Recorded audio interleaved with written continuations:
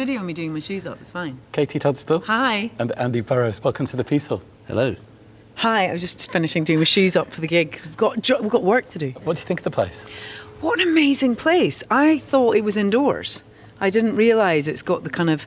What's the place in London that feels a little bit like that? Somerset House? Somerset House. That's what it reminds me of. It's beautiful. And your mum, you went here when you were a kid. Yeah, we used to visit here. I bought my first ever cymbal for a drum kit in... there used to be a music shop in one of these. This is a historic gig. Yeah. What brings the two of you together? Andy's drumming and our insanely brilliant friendship. our insanely brilliant... I'm going to sit closer to you now. When did that friendship start? So when did we meet? We met... I was a big fan for a while. I think that was the main thing. I think like 20 years ago, 18 years ago, whatever, I was hitting Katie up to try and come to her gigs. And then we had an epic Glastonbury Yeah. where we met each other. That was Brexit weekend. It was Brexit Glastonbury, so we were all a bit upset. And then Andy and I met at about 4 a.m, and then we were just glued together for hours and just had the best time. So you sort of started out at the same time-ish, didn't you? Yeah. And Razorlight were really cool, and I was like a children's presenter, and so we're sort of different. We're different spectrums. So how come you're playing together now then?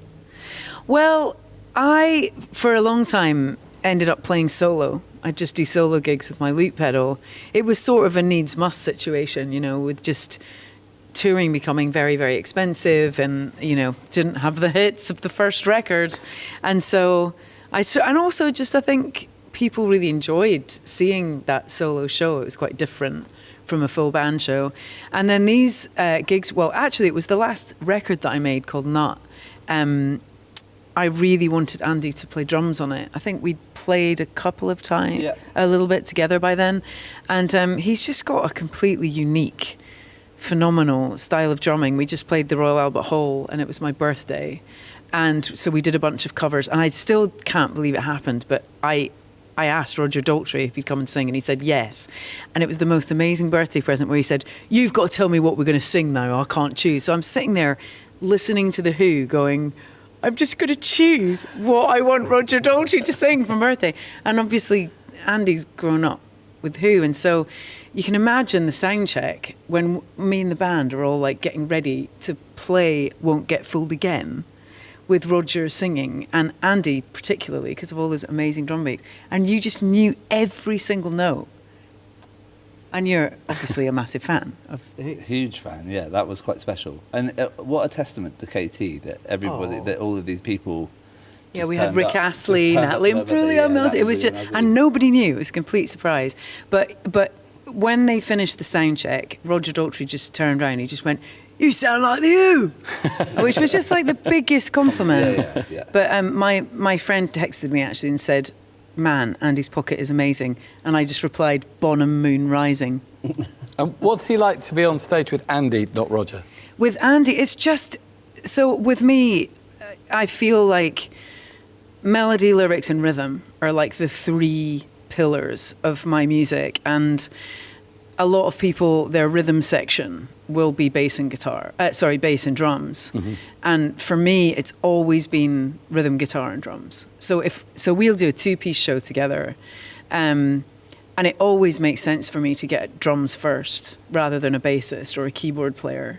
But I'm such a stickler. It's got to be someone who's got amazing feel. And I just think you're one of the best drummers in the world. Andy, really. What's it like playing Katie's big hits? Honestly, a total dream.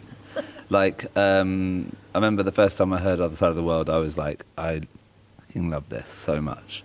I was such a big fan from the off. And that's what makes this quite special, because we've become quite good mates. There's nothing better than being but hang on a minute, I was just I was genuine. And also, I think at the time Razorlight had taken off. So I think I was saying to you earlier, I felt, you get that silly sort of well, I can text people now. I can ask if it's she won't think I'm weird anymore because it's I'm in a band. But the thing is, it's amazing when you meet somebody that you really admire and they're awesome. Do you think, Andy, when Razorlight did come out when you started out, were you ready for the big success that you had? Well, I guess as ready as anybody might be, in that I've been drumming in bands since I was about 11, 12. I started well early, and I was utterly crap at everything else. So I feel like I was fully prepared. That said, obviously Razorlight's thing did go quite fast, and I feel like I hadn't been on a plane before. Do you know what I mean? So the first time we went to Japan, it was a bit like, what the hell? Yeah. But yeah, That's I mean, crazy. but that's why when you're with somebody like KT now, and especially now, like the difference in this kind of vibe is just huge, because we were sort of mates first, I guess, or at least I'm saying that actually I was just We a were. fan No, first. we I was were. a fan first. We were mates. Do you think, Katie, when Eye to the Telescope came out, in retrospect, 20 years on, did you handle success well?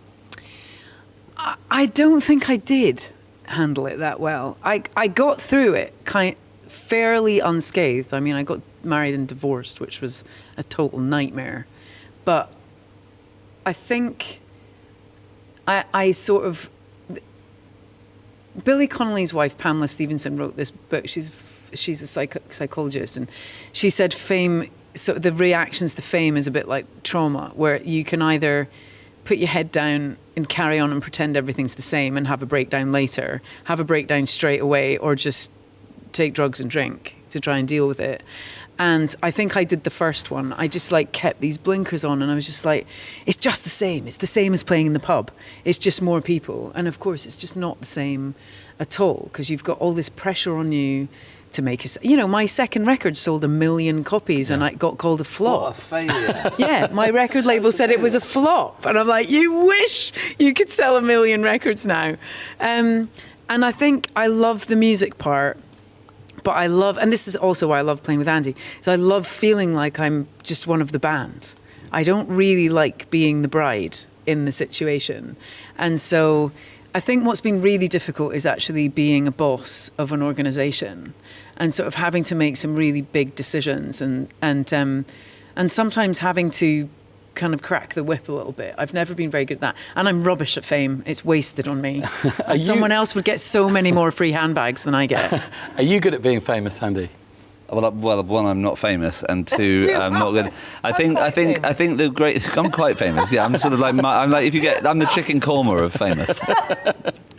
I think that KT is so good at being in charge in a rehearsal scenario, but she is never. And I've worked with a lot of people, and I've worked with certain particular people as well. You're not going to name. No, but the thing is that she is.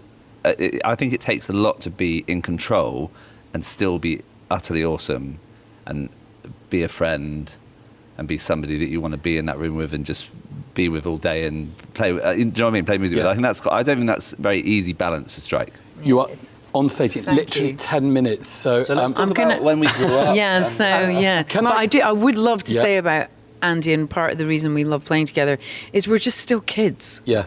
And I think that we laugh a lot, and I think there's a lot of people you meet who've started to take themselves very seriously. Yeah. And we don't at all. There was that time on the tour in Bournemouth, and she was going so fast on the guitar that I was like, "This is too fast." Guys, Right, bye. have you got more Ricky Gervais stuff coming? Yeah, of course, loads, always, brilliant. Exciting. Are you allowed to say what it is? It's called Alley Cats. It's an animation. I am allowed to say that, and it's so good. I think it's what the world Cannot needs. wait. Brilliant. The guy's a genius. Anyway. And Katie, you've got some huge dates coming up in the States. I have. I've got a big tour opening for Toad the Wet Sprocket. Amazing. Some old school. And Clueless the Musical is on the West End, which I wrote the music for. Fantastic. Which I'm so proud of. It's so much fun.